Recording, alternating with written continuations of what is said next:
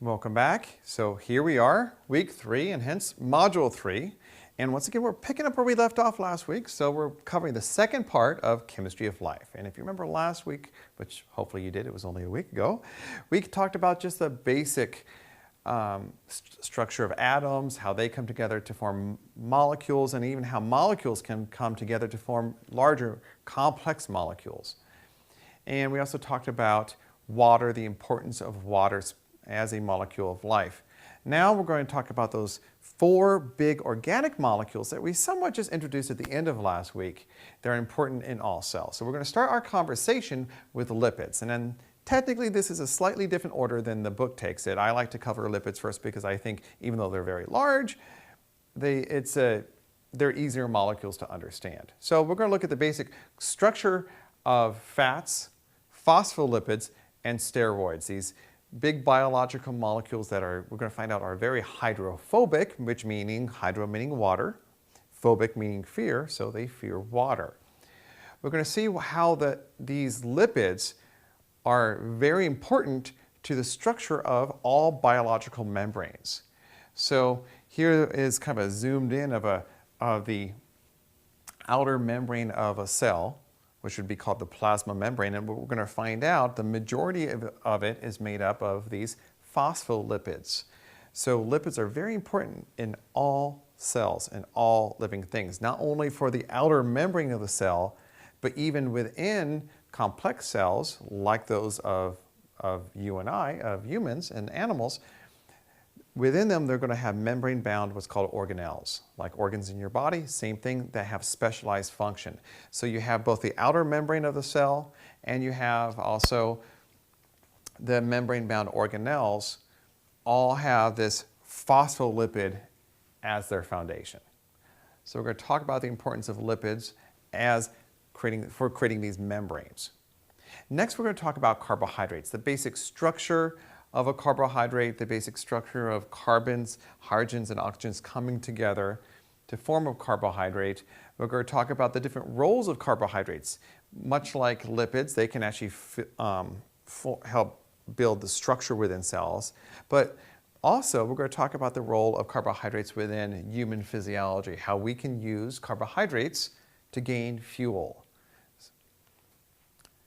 We're also going to compare the differences between simple carbohydrates, the small molecules, such as those are like sugars, if you will, the mono and disaccharides, to complex carbohydrates, which are just simply large chains of these carbohydrate monomers. So we're going to once again compare the structure between the simple versus the long chains which make them complex. Lastly, we're going to discuss the importance of carbohydrates and specifically fiber in your diet. Then we're going to get to proteins. Now, you're going to find out proteins, they're awesome. They're cool. Remember when I talked about biochemists? And biochemists will study lipids. They will study carbohydrates. They're going to study also nucleic acids, the last thing we're going to talk about. But biochemists, they love proteins. Now we're going to find out proteins at their basic structure are composed of a whole bunch of what's called amino acids.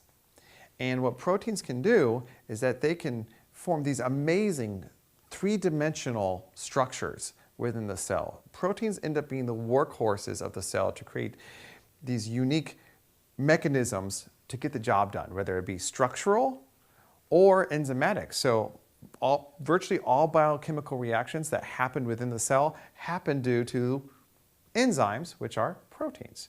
So proteins, they're awesome, they're cool, and we're going to talk about the basics of how these simple amino acids can come together to create these amazing 3-dimensional structures.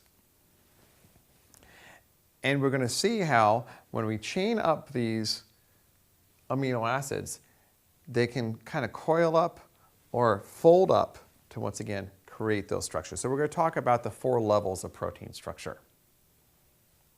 Lastly, we're going to talk about nucleic acids. So once again, now we're talking RNA and DNA. We're going to talk about the differences between those two and how these, in fact, your genetic code, what codes for all your traits, simply code for proteins. So Here is your whole genetic code within these nucleic acids, and at the end of the day, they code proteins. But you know what?